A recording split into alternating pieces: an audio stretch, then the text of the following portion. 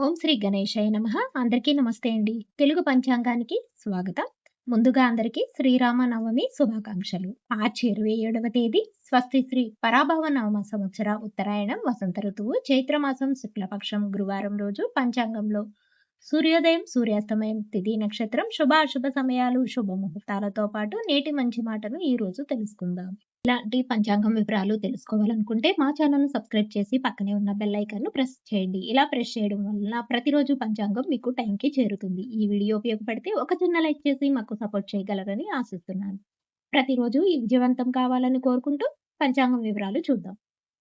సూర్యోదయం ఉదయం 6:16 సూర్యాస్తమయం సాయంత్రం 6:29 చంద్రోదయం మధ్యాహ్నం 12:17 చంద్రాస్తమయం రాత్రి 2:04 ఈ రోజు తిథి నవమి ఉదయం 10:07 వరకు ఉంటుంది. తదుపరి దశమి ప్రారంభమవుతుంది.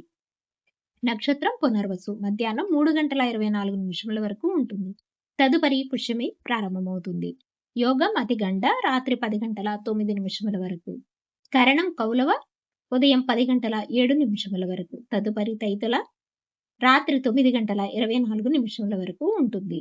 ఈ రోజు అశుభ సమయాలు రాహుకాలం ఉదయం 10:30 నుండి 12 వరకు ఉంటుంది. యమగండ కాలం మధ్యాహ్నం 3 గంటల నుండి 4:30 వరకు ఉంటుంది. గుళికా కాలం ఉదయం 7:49 నుండి 9:20 వరకు ఉంటుంది.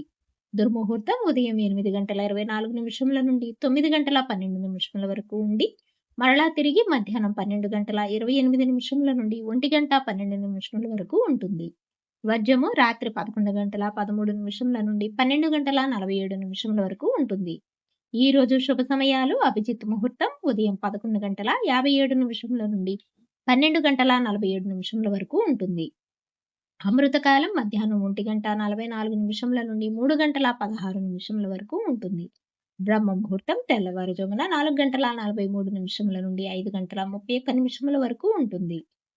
ఈ రోజు విశేషాలు శ్రీరామ నవమి శుభముహూర్తాలు ఈ రోజు శుభకార్యాలకు అంత అనుకూలంగా లేదు. చివరిగా నేటి మంచి మాట. సుఖాల్లో పట్టుకున్న చేతులు కంటే కష్టాల్లో వదిలేసిన చేతులు ఎప్పటికీ గుర్తుండిపోతాయి.